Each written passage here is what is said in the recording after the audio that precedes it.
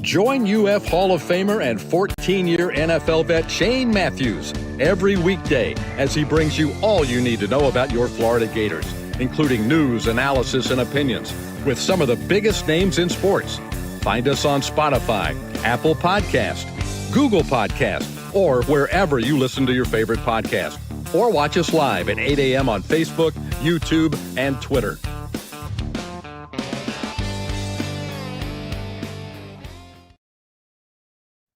Good morning. Live edition of PodUp with Matthews in the morning from the International Diamond Center Studios, locations across the state of Florida and right there in Celebration Point in the heart of Gator Nation.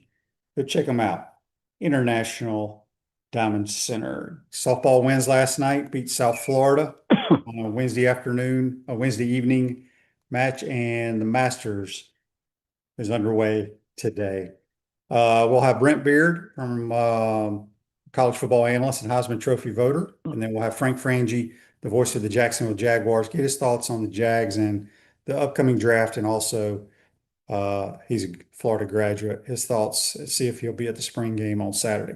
Let's go to the Titan MR hotline, courtesy of Comfort Temp. And we are joined by Brent Beaird. Good morning, Brent. How you doing? Yes. Good morning, Shane. Good to be on with you. And we are in a fascinating time to where we've got spring games coming up this week and next week. So that should be a lot of fun, my friend. Yeah, Gators crank up Saturday at noon. It'll be a fast game. It'll be under 2 hours because it's going to have a running clock, which will be great. But anyway, they announced a couple of days ago, Brent, that the SEC Media Days, which we knew was going to be in Tampa first time ever, you have the days and the day, what teams and coaches will be there.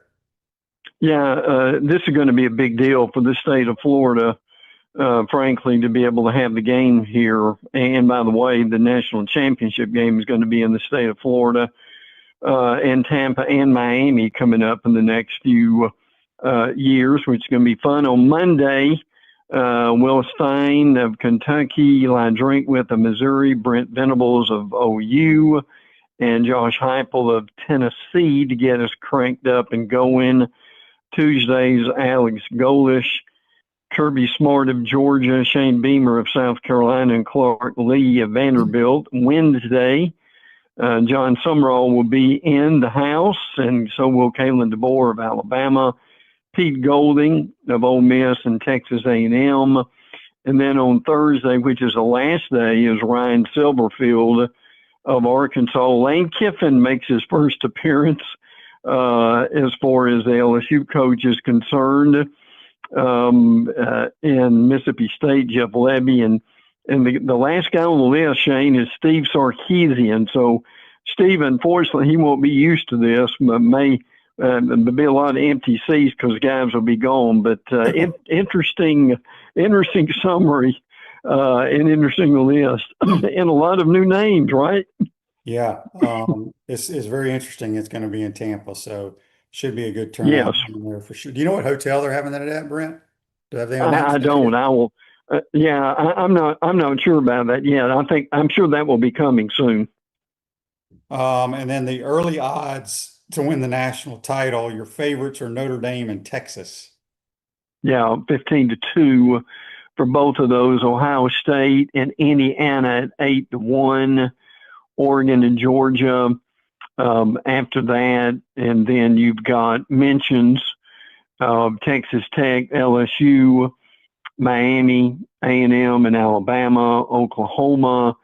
Southern Cal's 40-1 as Oklahoma is. Ole Miss is 40-1, and Michigan is 50-1. So be interesting to see how that will change after spring. And look, I start bringing this up by this time of year.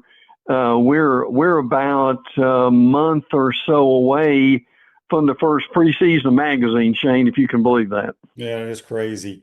There's an interesting note here about the quarterback coach at Oregon about when he recruits kids.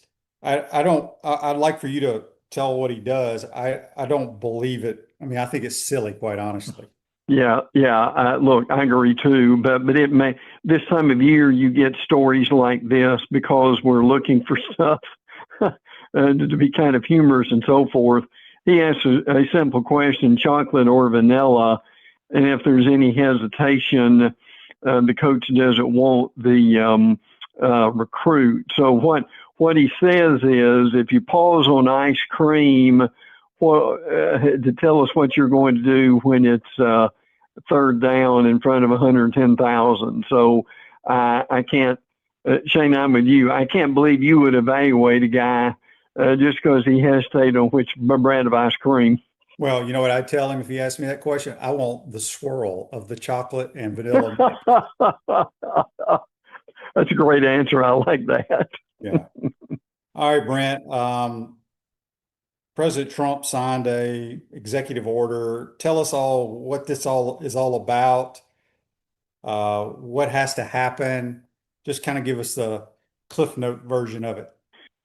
Yeah, I think the thing that we're seeing is the fact that the presidents of schools and the schools really want to get where college football is more in the hands, instead of the players, more in the hands back of the schools. So President Trump has signed an executive order. It is they call it Save College Sports. The order aims to increase the NCAA's control over college athletics and programs, and also threatens to review some grants and contracts and that are involved with this. It also calls for clear rules for eligibility limits, including a 5-year participation window. And something may actually happen with that. Structured transfer rules, medical care, too. And look, without getting in a long diatribe about this, the NFL has done this and done this well for years. And college is still afraid to follow the collective bargaining and salary structure with this, when that would actually help them and at least give them something to go by instead of what they've got now. The other thing that's going on is the NCAA is exploring a significant change to its eligibility rule. The proposal would create kind of an age-based, you would have athletes will have 5 years of eligibility from their 19th birthday or high school graduation. No red shirts or waivers would be I don't know, would be needed. I don't know how you can say that, because you're always going to have something that's going to be needed. So, Shane, we're not going to say this is what's going to happen. I think a lot of this is trying to put the genie back in the bottle, frankly. Mm-hmm. And then look, it makes some sense. You know, do you really want an 18-year-old going against a 25-year-old on the field? I mean, I understand that argument, and I'm curious what you think about all this. But they're trying to make some changes, and that's kind of where we are, and we're waiting on some of this stuff to pass at this point. Yeah, I mean, my thoughts are, I have no problem. I think you need 5 years and you're done. This nonsense of guys playing when they're 25, 26 years old is silly. I mean, just absolutely just ridiculous in my opinion. And they're doing it because, and it's not their fault. They're doing it because they can make a lot of money, because they probably aren't going to make it at the next level and make the most money you can. So, pretty much crazy. Brent, a lot of people watched the NCAA basketball tournament. Boy, they did, didn't they? And, you know, what's surprising about this a little bit, Shane, is with it being on so many channels as it is, TNT and CBS announced the most people viewed the tournament in 7 years, 18.3 million. Again, credit Michigan for being able to win it. UConn being close also. I still think if the Gators would have won, they'd have had something to say about this. But anyway, yes, it was and Shane, have you noticed in football and basketball, we're seeing more people who are watching. We had something similar with the football numbers that came through. I'm not saying that people aren't going to games, but we're getting a different situation where people are getting, I think, more comfortable in staying home. And truthfully, the powers to be are a lot more interested in the TV numbers than they are the number of seats in the stands. They really are.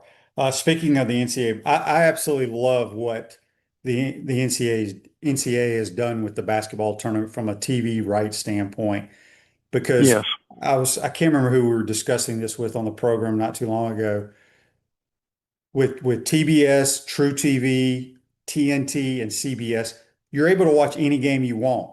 10 or 12 Yeah. years ago, maybe less than that, Brent, you only could watch the games that were being carried in your Yes. region where you lived in the country. Yes. Now it's a beautiful that you can watch every game that they put in the tournament. I absolutely love it. Speaking of the tournament, our tournament winner of the contest, the bracket contest, is Caleb_Crutch. So Caleb, if you could text or email, or we need to get your information to get you the prize package. We don't have a address or any of that stuff for you. The Pouncey twins, Mike and Marquise, invite you to try the mango martinis at Spurrier's Gridiron Grill, handcrafted with their J.F. Hayden liqueurs. Try those flavors or find your favorite at shopjfhaydens.com. We got Brent Beaird, our college football analyst and Heisman Trophy voter. We'll have Frank Frangie in the second portion of today's program. Brent, let's go around the SEC. What's going on in Tuscaloosa? Yeah, matter of fact, people will enjoy Frank. I always give Frank credit. He was one of the people that started me in radio back in the 90s, and I certainly appreciate that. Alabama has its spring game coming up this weekend, so they are trying to improve the running game, which was almost non-existent last year. Shane, if you can imagine an Alabama running game in the 100s, as far as the ranking, that's what you had. So they have spent a lot of time in the spring. They think the offensive line is going to be better. And frankly, that wouldn't take much from what it was last year. Still trying to find a quarterback, and I think they'll play both of them. Austin Mack has played before, so he's got some experience. Keelan Russell is a guy that they're really excited about. Now, both the quarterbacks struggled in the second scrimmage. They didn't play real well, but they kind of turned the defense loose on them. So it's just what you got here is two young quarterbacks who are trying to get on their feet, and they're both very talented. I won't be surprised if Mack wins a job early and they'll play both of them. They've got to play Keelan Russell some in order to keep him there. But Shane, it's something I've learned from you over the years. It's one thing to have a good quarterback, but the problem is if you're running for your life with your offensive line, that's a problem. And I think Alabama's impressed with a new offensive line, new offensive line coach. So again, that offensive line will help them run the ball too. Yeah. Question for Barone 71 on YouTube, brought to you by Quality Plumbing, regarding Alabama. Any more Saban leftovers at QB for Bama, or are these QBs all DeBoers? I think the Saban QBs are gone, right? Yes. As a matter of fact, Austin Mack basically followed DeBoer. Right. Absolutely. So, that's kind of what you've got. And look, Bama's doing really well right now. We'll get into this later at quarterback as far as bringing guys in and having people interested. So the quarterback situation, I don't think is going to be a real issue for them in the coming years. What's going on with the Auburn Tigers? They're getting ready to spend some money on their stadium, aren't they? Yeah, they are. And people may not have heard about this. The Board of Trustees is voting within the next few days about approval for upgrades. They've got what they call a Jordan Hare Stadium North End Zone Multi-Purpose Events Edition. Shane, I think this is going to happen in a lot of places, frankly, to where you're going to renovate your football stadium and you're going to have multi-purpose. It's got new campus and game day kitchens, flexible dining, a ballroom, flexible spaces for campus and game day usage. I mean, frankly, it's not just at Auburn, is it, Shane? This is coming to a lot of places, probably sooner than later. Yeah. Gallo Car Wash is locally owned by UF alum and the only car wash that provides NIL opportunities to Gator athletes. Locations on Northwest 13th Street, Wilson Road, and coming soon to Jonesville and the city of Alachua. Speaking of that, what's going on with the Mighty Gators? Brent, they got there's so many people chiming in about the 5-star offensive lineman out of, I think, Pennsylvania. First time we signed a 5-star lineman in over a decade, I guess. Great news, but doesn't do a damn thing for this year, though. No. Now, Shane, is this the Hiller kid that you're talking about? Yes. Maxwell Hiller? Mm-hmm. He committed to Florida. He is number one in his class, 2027. Chose Florida over Tennessee, Alabama, and Ohio State. That's a pretty good trio there, to say the least. But the exciting thing is, recruiting, yes, is going very well for the Gators. Also, spring game that's around the corner. Going to be fun to see the quarterbacks, and people will remember when they get there or listen to it on the radio that Aaron Philo played some last year, Georgia Tech transfer. Also, Tramel Jones, kind of a local kid, shall we say. Will Griffin, I understand you talk more about him, has been impressive. They've had guys step up at a wide receiver. Micah Mays Jr. is a name that has gone around. But I think, look, for Summerall, as far as spring practice, I think they've gotten off to a good start, Shane. Yeah, and people are excited for the spring game, which is Saturday at noon. And they'll get to kind of get a view of how he coaches his team. And AU Gator says on YouTube, brought to you by Quality Plumbing, and until he signs, it doesn't mean a thing. That's true. It's all verbal commitments. That's true. All verbal commitments right now. And then we got a question also on YouTube brought to you by Quality Plumbing. Who would Brent say is on the which head coach in the SEC is on the hot seat this year? Now, most of the ones that were on the hot seat got fired. Brian Kelly, Hugh Freeze. Yes. Someone chimes in here. John Jett says probably Shane Beamer. I would have to probably agree with that. Yeah. Oh, yeah. Yeah. I don't think there's any doubt about that. I mean, Beamer knows. I heard an interview with him yesterday on the Feinbaum show, Paul Feinbaum. Beamer knows that they've got to get better.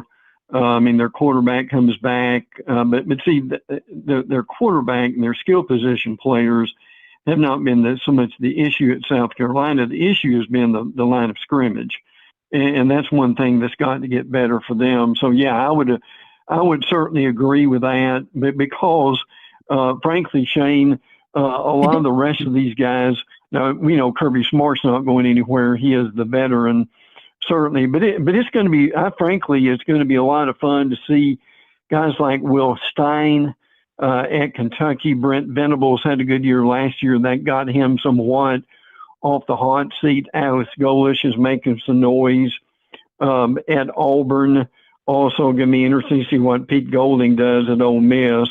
Also, so it will be a very interesting SEC media days, won't it, Shane? Yeah, it should be a lot of fun. What's going on with the up in Athens? Yeah, they are. Their spring game is on the 18th. Gunnar Stockton had a bit of they're not saying much about it because he's doing okay. He had a little bit of an off-season injury and workouts, but he's fine. They haven't said much about it. And Kirby says because he's doing well. They're trying to rebuild their receiver class, and they've got some good guys that the names aren't real familiar yet. Taylor Taylor, C.J. Wiley, Landon Roldan, or some of the guys with that too. London Humphreys does come back. One of the guys that won't be playing much this spring is Drew Bobo, who is the one of the better offensive linemen. He was nicked up a little bit, but he is already on some lists. I think he's number 4 center with that. I'm curious your take on Bobo. He is, to his credit, Shane, he's a 5th-year senior right now, so he has gone through the wars and frankly, he's done a pretty solid job for them. Yeah, I mean, I'll be honest with you. I don't pay much attention to the big fellas. Yeah, It's sure. hard when you don't get to watch tape. But he's a Hmm. good player for sure. Andy's question for you, or for us, I guess, on Facebook Live, brought to you by Mel Law. Josh Hoover is one of the early Heisman favorites. Is that about his talent or Indiana's scheme? Josh Hoover was the TCU quarterback who signed with Indiana. I thought he was very good at TCU, quite honestly. I think he's really Yeah. talented. He'll be a good fit for Indiana for sure. Yeah, and I would agree with that. Look, when you're, and that happens when you won the national championship. Whoever's the next guy up is going to be looked at as a Heisman candidate. That they've done a really good job with him. But the thing that made Indiana as good as they were, as good as a quarterback situation was, Shane. They had a good offensive line. They could run the ball, and they had a good defense. It all comes together to help, doesn't it? Yep, very old football team too. So, uh, Yes. Brent, by the way, the what they're trying to do, go back, so to speak, to the old days where you have 5 years to play. When are they Right. going to try to implement that? Going into this year? No, no, I don't think that will be implemented until Shane. The reality of that is, with all the hoops you've got to go through to get that done, I think the earliest that would be done would be. I mean, something could happen, and it might, but I would be surprised. I mean, there are just so many committees you've got to go through to make that happen. I would think they would target that more for next year than they would this year. Yeah. LSU, what's going on there? Obviously, their quarterback, Sam Levitt, had surgery. He's done for the spring. But what else is going on in Baton Rouge? Yeah, they're certainly hoping he'll be okay. He had screws in his foot, so or at least a procedure to remove those is a reality of it. So in the meantime, what are they going to do? And they've got a couple of guys, Landon Clark and Husan Longstreet, who people aren't familiar with. And I get that, but you got to put somebody out there, and that's what they're doing. So again, and you can speak to this. I mean, how much problem it is not to have your quarterback during the spring. So they're trying to make the most of it and go through the motions and just see how the rest of it works. Frankly. Yeah, Tennessee has a quarterback battle going on.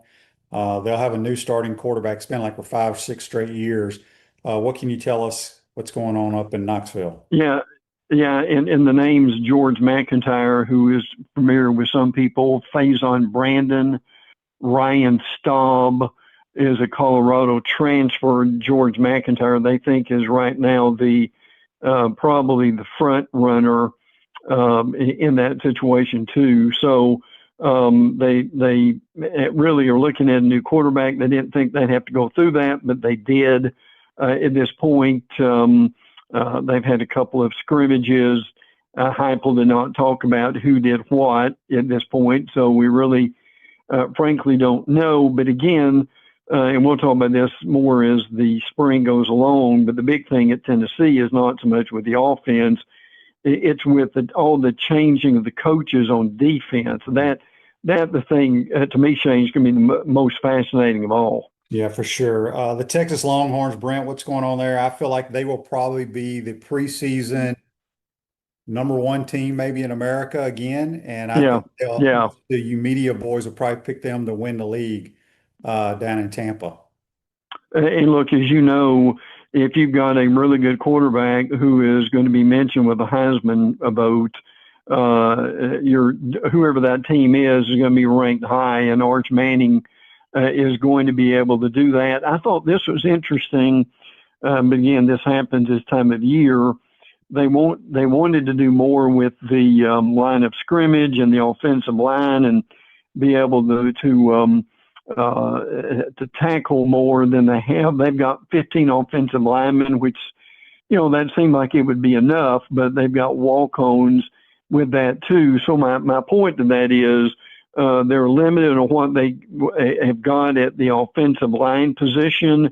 So because of that kind of hinders what they're able to do during the spring.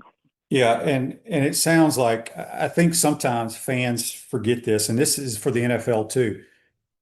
offensive and great offensive line and defensive linemen just don't fall off trees. Yeah, really. You can find a ton of wide receivers and running backs and skill guys around the country, but to find guys to play at a high level on the line of scrimmage is so difficult. And even hearing a school like Texas, with all the success that they've had recently, they're struggling with O-line play as well. Brent, the semis. Somebody on here asked, how many more years does Norvell have left? What's going on with the semis? Well, look, to answer that question, this is I think everybody knows there's no secret to this. This is a very crucial year for that staff. Now, they're not having a spring game for the fans to come to, which is disappointing, but their spring ends on April the 15th. One of the guys who's really stood out is senior defensive lineman Rylan Kennedy, 6'3", 246. I think they're very happy with what's going on. At wide receiver, they've got some guys who have shown some promise. Javon Biggs is one of those. Jason Lopez, Devin Carter are two freshman guys that have been mentioned by the coaching staff on a frequent basis. So, and Shane, if I may, I'll dovetail in here too. Miami's got their spring game coming up. It won't be till next week, but they're trying to rebuild the offensive line.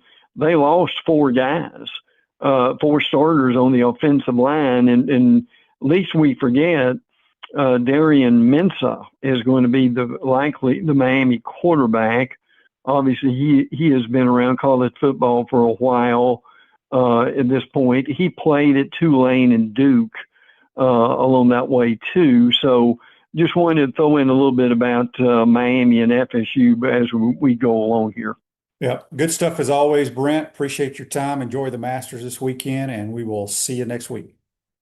Always enjoy it, Shane. Take care, friend. Brent Beaird, college football analyst and Heisman Trophy voter, join us on the Titan Number Hotline. UF grad Michael Schneider, a real estate attorney, can help you save thousands of dollars in real estate commissions by helping you sell your home or land by owner without a broker. Michael Schneider, PLLC, serves the entire state of Florida. Contact Michael at maschneiderplc.com. Quick timeout. Come back. We'll be joined by the voices of the Jaguars, Frank Frangie. You're watching and listening to PodUp with Matthews in the Morning from the International Diamond Center Studios. We'll be right back. Our premium sponsors are Atlantic Roofing, Campus USA Credit Union, International Diamond Center, J.F. Hayden's Craft Liqueurs, Los Landeros Tequila, Meldon Law, Titan MRI and Imaging, Castaway Sauce, UF Health Orthopedics, Michael Schneider PLLC, Florida Legends Gala and Experience, Money Metals, Sensei Asian Bistro. Our gridiron sponsors are Baker Sports, Florida Cracker Oyster, Gallo Car Wash, Miapa Latin Cafe, Peachland Dental, Quality Plumbing, Ruse Ogre State Farm, Silverback Concrete, 84 Lumber, Big Mills Cheesesteaks, Celebrate Primary Care, Gator Bait Media, Florida Cracker Kitchen, Gator Dominoes, Ironwood Golf Course, McDonald's of Gainesville, Tropical Smoothie Cafe, UF Bookstores, International Gold and Diamond, Advocare, and MGA&A Wealth. Watch and listen to us live on Facebook or YouTube. Listen to podcasts wherever, on Apple, Spotify, or wherever you listen to your favorite podcast. Remember to like, follow, and subscribe so you don't miss an episode. And to advertise, be sure to call my man Freddie at 352-284-3733. This weekend, you're invited to the grand opening of the new retail location of Alma Mater Collegiate Apparel. Come and see the new space, full of one-of-a-kind Gators items. On Friday from 3 to 5, the High Top Sports crew will be broadcasting live. And on Saturday, Alma Mater will be open before, during, and after the Orange and Blue Spring football game. Also, don't miss the launch of Alma Mater's new premium line of wares for men and women, Old Jersey. The grand opening event this weekend at Alma Mater Collegiate Apparel, just off campus at the corner of 34th and University. Hi there, this is Coach Steve Spurrier, and I want to let you know that by popular demand, Spurrier's Gridiron Grill's delicious brunch is now served in a premium buffet. You have spoken, we have listened, and we're now serving Gainesville's only elevated buffet, complete with an omelet station, ginger sage chicken sausage, shredded short rib, plus you can enjoy bottomless mimosas and Bloody Marys. So join us every Saturday and Sunday from 11 to 3 for the best brunch in town. By now, you heard about the Florida Legends Experience and Gala, featuring Gator Heisman greats Tim Tebow, Danny Warfel, and Steve Spurrier, all in one place at Spurrier's Gridiron Grill. Imagine catching a pass or taking a handoff from a Heisman winner, all while supporting Isaiah 117 to help provide safe, loving homes for children in need. Then enjoy an unforgettable evening at the Gala, filled with great food and lasting memories. Don't miss this historic event. Find out how you and your business can get involved at fllegends.com. That's fllegends.com. Recent price spikes in groceries, healthcare, gasoline, steel, and lumber tell the story of inflation. As the reality of all this inflation sinks in, investors will be acting quickly to diversify and protect themselves, their families, and their assets. Low transaction costs are one reason Investopedia calls Money Metals the best dealer in America. Don't waste any more time. Start protecting your savings today with physical precious metals at moneymetals.com/go. To the swamp and the Gators, with the best beverage served at Spur's Gridiron Grill, 100% agave, Los Landeros tequila, aged in bourbon barrels for a smoother taste. I think you mean Head Beer Coach 1966 lager, a crisp, light, bodied lager for easy drinking. Nope. Los Landeros tequila, smooth enough to drink neat, bold enough to elevate a cocktail. 1966 lager, enjoyed on game days in the fall or whenever you need a winning cold brew.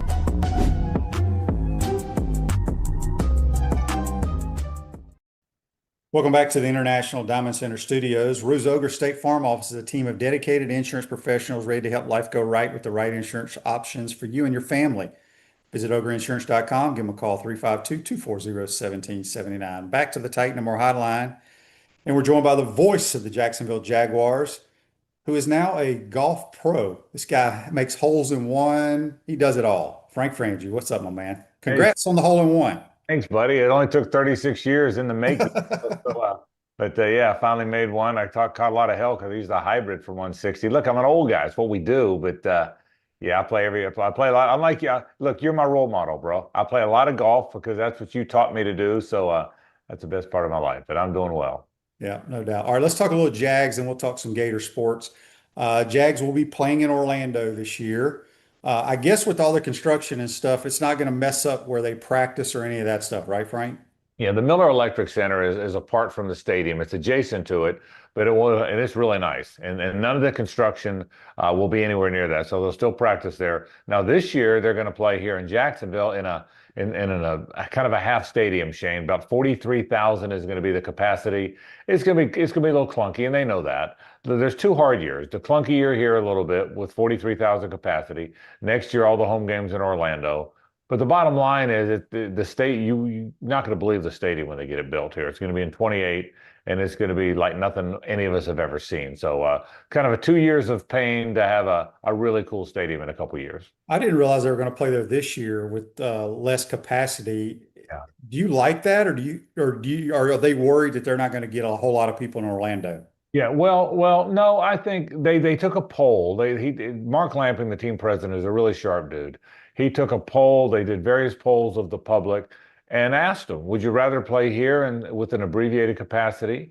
And it'll take a little longer to build the stadium then. Or would you rather go to Orlando or wherever? Remember, Gainesville was in play for a while. Would you rather go somewhere else for 2 years and get it done a little quicker? And I think the overwhelming majority, city politicians as well, the mayor, members of the city council, plus the people said, no, only leave for 1 year. So by only leaving for 1 year, which is in 27, this year it's going to be a little, the parking is going to be a little different. But listen, they started construction last year. So there was a little bit of that last year as well. I think they've got it right. Look, a couple years, they just signed a new 30-year lease with the team.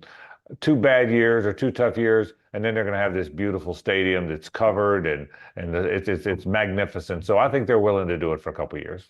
So looking at the draft coming up in a couple of weeks, what are you hoping, or what do you think the Jags are going to do? Here's what's interesting. They got a pretty good roster. They were 13-4 last year. They have a pretty good team. Trevor Lawrence is starting to come into his own, Shane. I did this on my show the other day.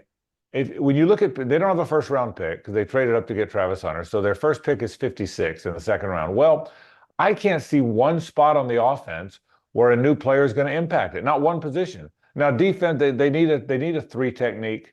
They've got a good physical. The two gap nose guard, Devon Hamilton's pretty good. They haven't been good at the other inside tackle spot. So defensive tackle, they lost Devin Lloyd, who's their weak side linebacker. Ventrell Miller's got a chance to win that. Ventrell Miller, by the way, plays 100 miles an hour and blows people up. Not quite as good in coverage, so he gets lost there. People kind of like isolate him a little that way. But I think a three technique, a weak side linebacker, those are the two things, and maybe a backup edge. You know what they don't have? They don't have that 6'3", 245-pound twitchy edge. They've got both Trayvon Walker and Josh Hines-Allenchain, who are 6'5", 275.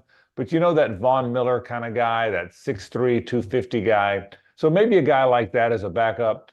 The two starting positions they're still trying to address, I think, are the three technique and the weak side linebacker. All right. So we had a text here about Travis Hunter. When he comes back healthy, is he going to be an offense or defensive player? I think conventional thinking he's going to play defense now, Shane.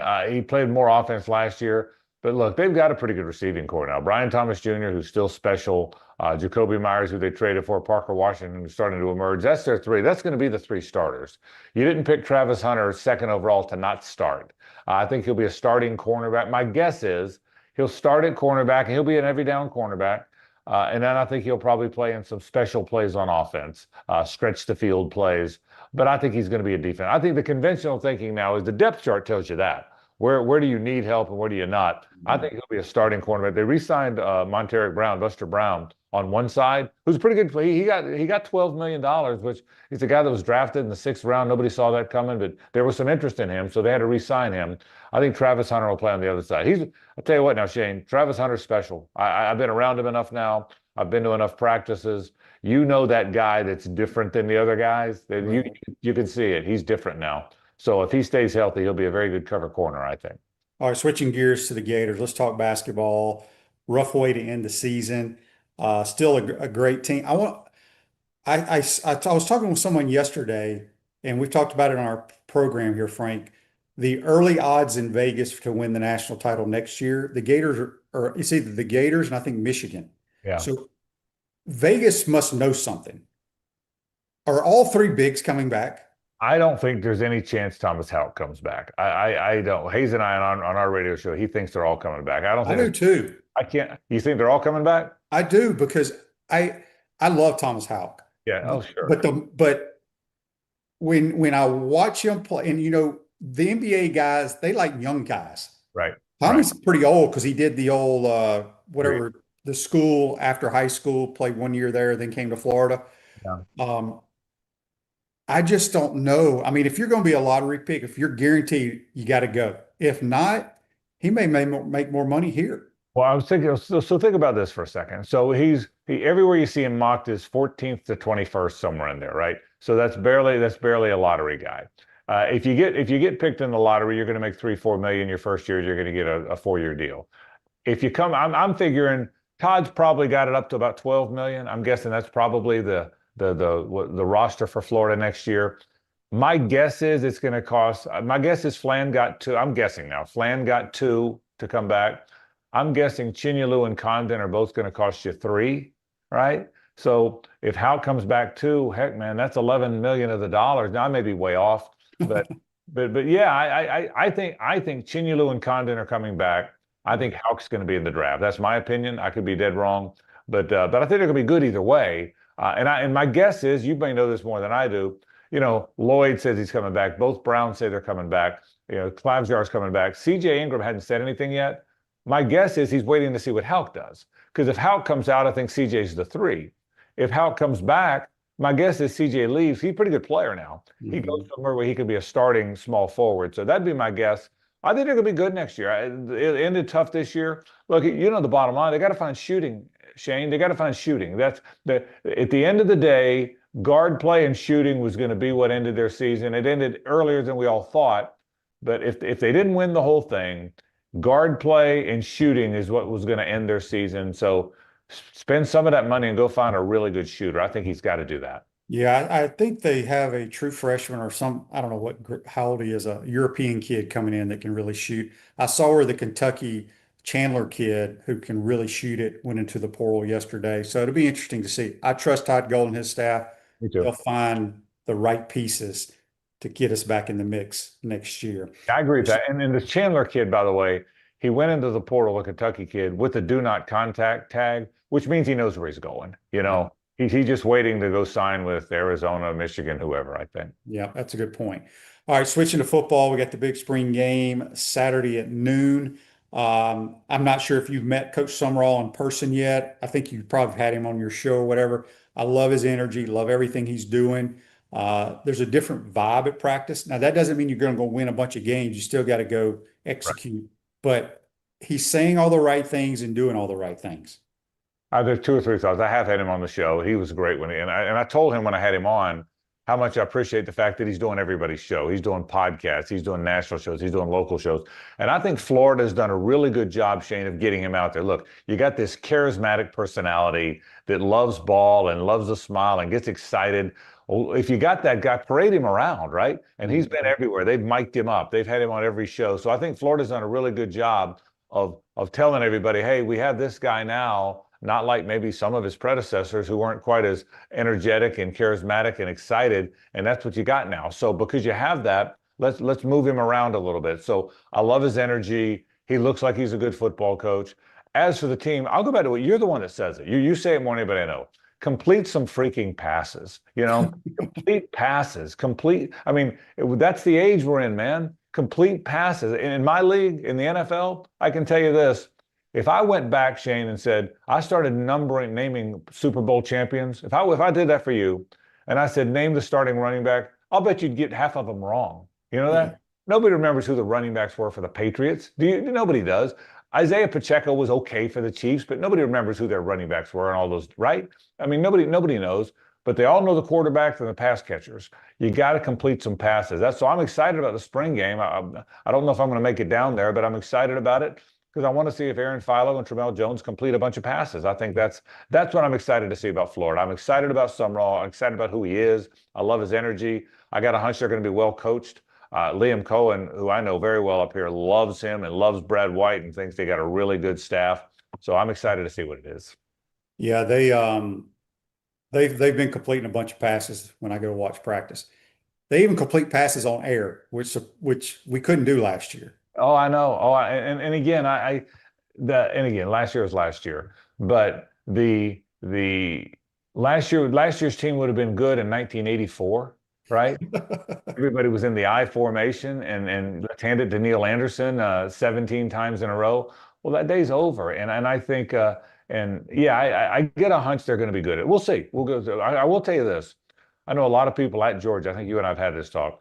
Buster Faulkner is going to be a star. That's the key. The Georgia people, I can tell you, when Todd Monken, who I know very well, left for the NFL, there's a lot of people in Georgia that thought Buster Faulkner should be the play caller. Instead, they brought back Mike Bobo, and Mike's done a great job for him.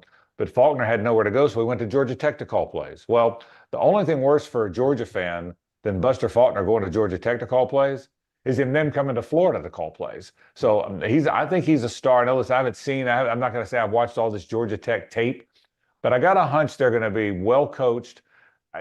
Shane, I got a hunch it's going to be more like what you and I like watching. How about that? Can I say it that way? It is. They're gonna try to go up tempo. They've been doing that quite a bit. But I mean, I guess the way the game's going determines how you play. But got tons of skill on the outside.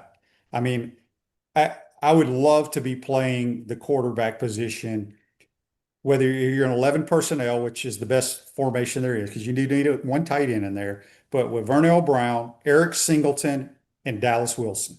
Oh.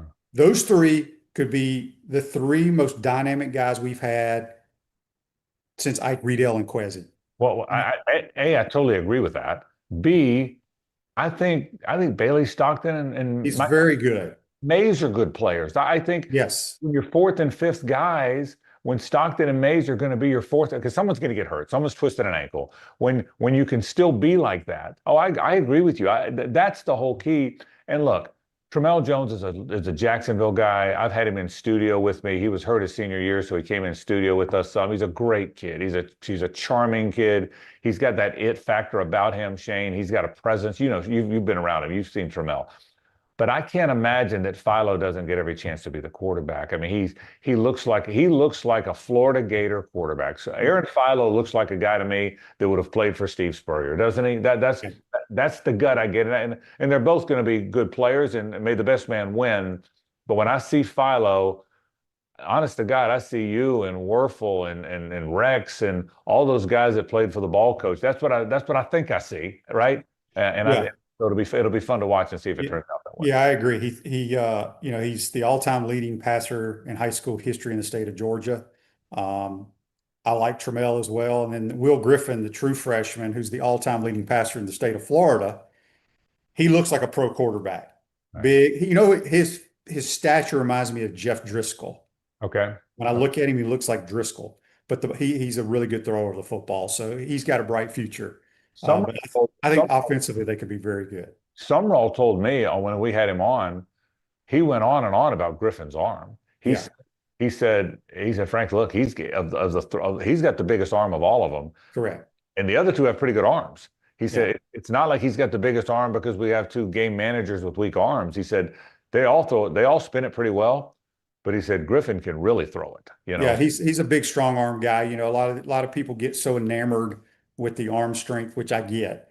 Some people I talk to, they question Philo's arm strength. I'm like, dude, that dude's got a way better arm than I did, or Werfel did, or any of those guys. He throws completions. That's all that matters. Yeah. And so I think everything we just said, I think there's an energy about Gator football again that there hasn't been. We'll see how it plays out. He hasn't coached the first game here yet. The first time you lose a game, everyone's going to criticize everything because that's what the world does. But there's an energy, a legitimate energy about Florida football that wasn't there before. Billy Napier never created that. We know that. Dan Mullen created it on the offensive side, but you felt like there was something incomplete there. The two coaches before him weren't good. So there's a palpable energy about what Florida is now and what Florida will be. And you're right there, Shane. You know better than I do. You live there. But I get that you're on the broadcast. But I get the sense from the periphery that there's a palpable energy about what they can be, and it hasn't been that way in a long time. It really hasn't. Agree. I want to get your thoughts. Yesterday was the first time we've had a 5-star offensive lineman, and I know it's just a verbal commitment, which means nothing, but committed to the Gators from the state of Pennsylvania. We haven't had one in over 10 or 12 years. Right. Your thoughts on that? I mean, that's a great starting point. Maxwell Hiller, 2 or 3 things. Number one, that's all Troutwine. Troutwine was recruiting the kid when he was at Penn State. So he developed a relationship. They developed a friendship. And I think he and Coach Trout are friends. And I think that happened. So I think that's part of it. But the other part of it is everything we just talked about. There's a charisma and a charm to the program now that wasn't there. That doesn't mean you're going to get everybody. But once you start that, once you create the charisma and charm in your program and you get a few of them, now you got to go win games, okay? You go 4-8 again next year, you're not getting any recruits, right? But if you maintain the charisma and charm, which I think they're going to, it looks like a fun place to go play. That's what it looks. It looks like I want to go there. I mean, the one thing the great programs have is everybody wants to get there. It's a party everybody wants to go to. Well, Florida hasn't been the party that everybody doesn't want to miss in a long time. Well, it looks like they can create that again, and I think Hiller's a good starting point. And yeah, listen, it's you still got to have those offensive linemen, man. Here's what happens. Here's what Billy Napier did, and a lot of people do. They don't have the great athletes up front anymore. So they go find a bunch of 6'7" and 6'8" guys who weigh 320, and they look like the NFL guys, right? Well, they may not be very good players. You got to have, in this day and age, the great offensive linemen are athletes, man. And so, that's a great starting point. There's a reason for Gator fans to be excited about all that, and Hiller is a great starting point. He really is. All right, last thing before we get you out of here, your charity, Walk-Off Charities, it's a phenomenal deal. The more I think about it, it's just cool, I guess, what you're doing for those kids in Jacksonville. Briefly tell people about it, and if they want to make a donation, how they could do that. Shane, thank you. And every time I come on, you always give me time to do that. So I appreciate that, bro. I really do. We started a charity 10 years ago. I'm a baseball fan first and foremost. I love baseball. I've loved it my whole life.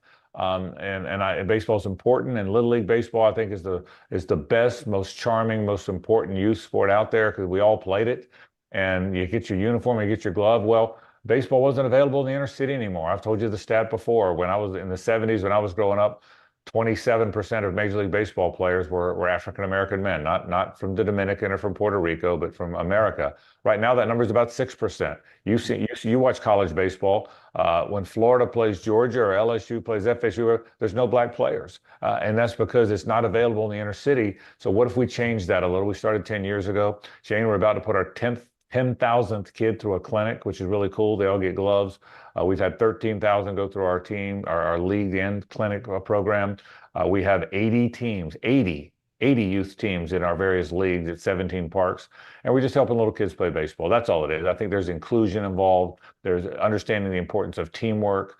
We certainly have some academic programs that we associate with that. But I'm really proud. It's the most important thing I've ever done. I haven't done a lot of important stuff, Shane. I've done fun stuff, but it's the one important thing I think I've been able to do. So we're really proud of it.